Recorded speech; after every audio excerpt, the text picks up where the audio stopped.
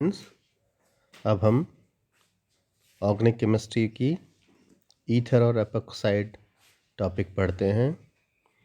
इसमें इसका जो सिलेबस है वो इसका नोमेनक्लेचर है और मेथड्स ऑफ प्रिपरेशन हैं, फिज़िकल प्रॉपर्टीज़ हैं, केमिकल रिएक्शंस हैं और इसका ऑक्सीडेशन है, सेल्फ ऑक्सीडेशन है और जी सेल मेथड है। इसके बाद में इपॉक्साइड्स हैं जिनमें उनका सिंथेसिस है, उनकी वलय का खुलना है और अभिविन्यास है और एपॉक्साइडों के साथ ग्रेनियर तथा काब लिथियम अभिकर्मकों की अभिक्रियाएं हैं। जैसा कि आपको दिख रहा है कि ईथर में अगर हम जल का अणु लें और उसके दोनों तरफ H को विस्थापित करके R लगा दें तब वो ईथर हो जाएगा और इस ऑक्सीजन परमाणु को ईथरीय ऑक्सीजन कहते हैं। ये दो प्रकार के होते हैं, एक तो सम्मित अथवा सरल ईथर और एक असम्मित अथवा मिश्रित ईथर। यदि ऑक्सीजन समूह के दोनों तरफ अगर समान समूह जुड़े हों तो वो सम्मित और सरल ईथर कहलाता है, जैसे डाईमेथिल ईथर या डाईएथिल ईथर है। जबकि असम्मित अथवा मिश्रित में दोनों तरफ अलग अलग समूह लगे हैं, जैसे एथिल मैथिल ईथर है और मैथिल प्रोपिल ईथर है। इनको हम IUPAC में अल्कोक्सी एल्केन भी कहते हैं। इनकी समावयवता में जो आइसोमेरिज्म है उसमें फंक्शनल है, जैसे इथेनॉल के साथ डाईमेथिल ईथर है, और इसी प्रकार मध्यावयवता है, जैसे डाईएथिल ईथर है, मैथिल एन प्रोपिल ईथर है और मैथिल आइसोप्रोपिल ईथर है। तो ये इसकी मेटामेरिज्म होती है, जो कि ईथरीय ऑक्सीजन के दोनों ओर के अल्किल समूह की भिन्न भिन्न पोजीशन होती है। इसमें मेथड्स ऑफ फॉर्मेशन में सबसे इम्पॉर्टेंट जो मेथड है वो अल्कोहलों के डिहाइड्रेशन से होता है।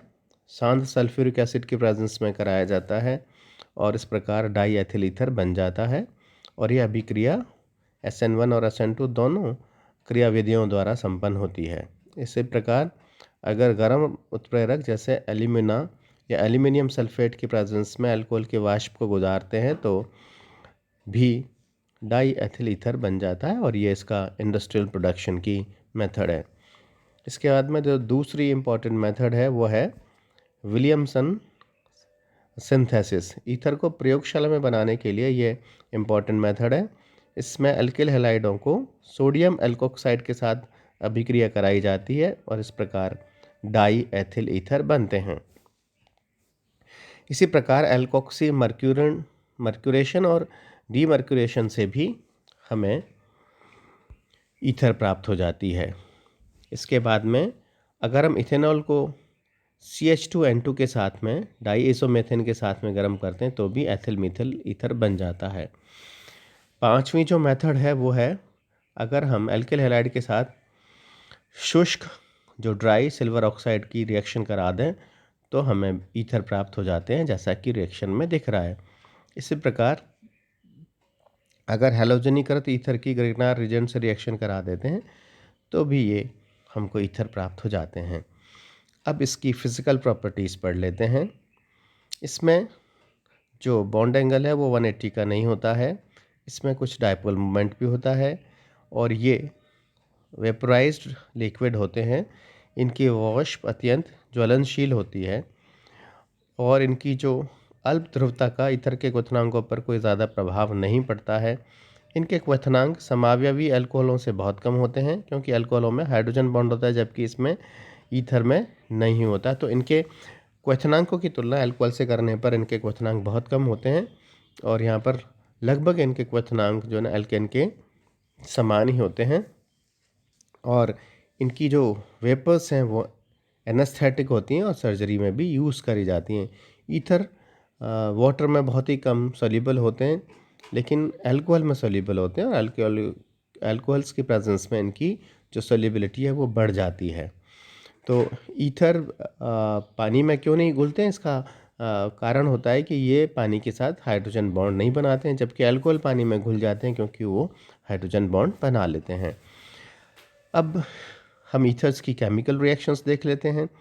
ईथर बहुत ही स्टेबल और बहुत ही कम रिएक्टिव कंपाउंड है और इस कारण से इसकी जो रिएक्शन हम ऑक्सीडेशन और रिडक्शन पदार्थों के प्रति ये जो है ना स्थायी होता है और अधिक ताप पर ही इसकी और अधिक स्ट्रॉन्ग ऑक्सीडाइजिंग और रिड्यूसिंग एजेंट के साथ इसकी रिएक्शन होती है। इसकी इम्पॉर्टेंट रिएक्शंस हैं, निम्न प्रकार हैं।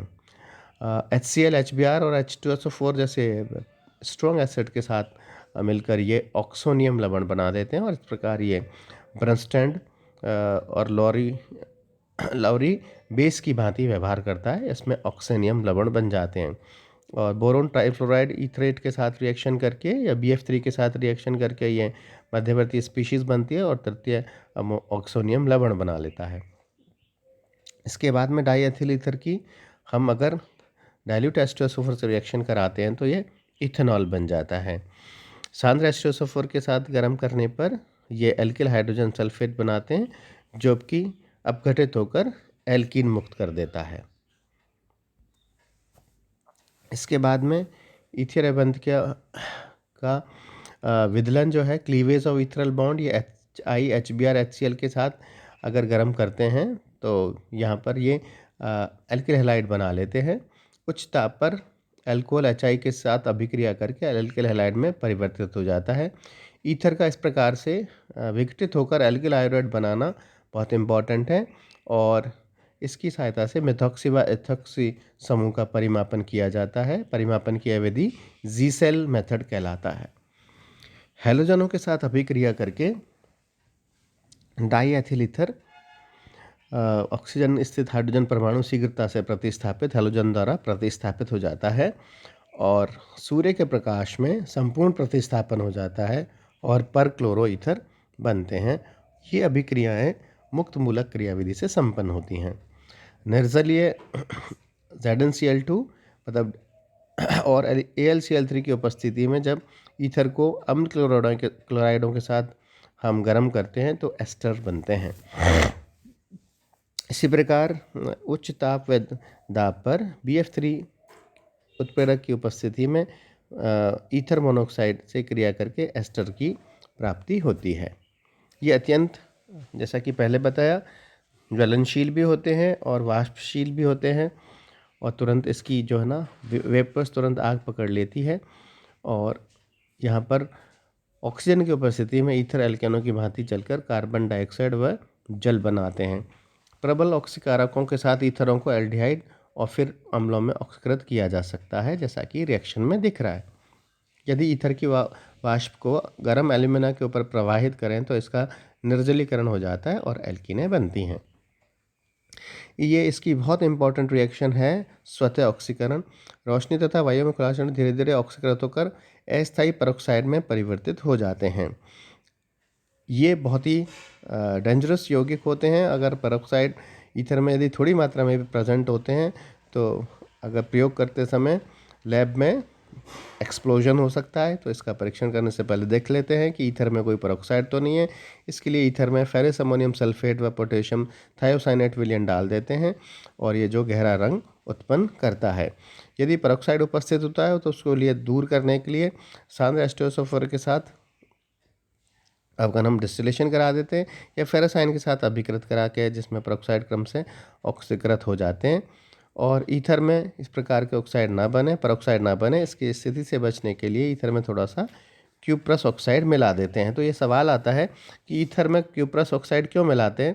क्योंकि ईथर में परऑक्साइड ना बने, इसके लिए इसमें से थोड़ा सा क्यूप्रस ऑक्साइड मिला देते हैं। क्योंकि परऑक्साइड जैसे ही हम एक्सपेरिमेंट करते हैं वो एक्सप्लोजन हो जाता है। इस कारण से इस एक्सप्लोजन से बचने के लिए, एक्सीडेंट से बचने के लिए ईथर में हम थोड़ा सा क्यूप्रस ऑक्साइड मिला देते हैं।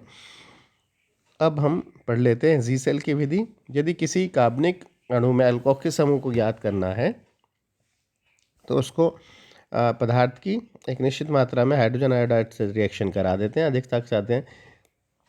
इस अभिक्रिया में मेथिल आयोडाइड की वाष्प बनती है, जिसे एल्कोहली सिल्वर नाइट्रेट के विलयन में प्रवाहित किया जाता है।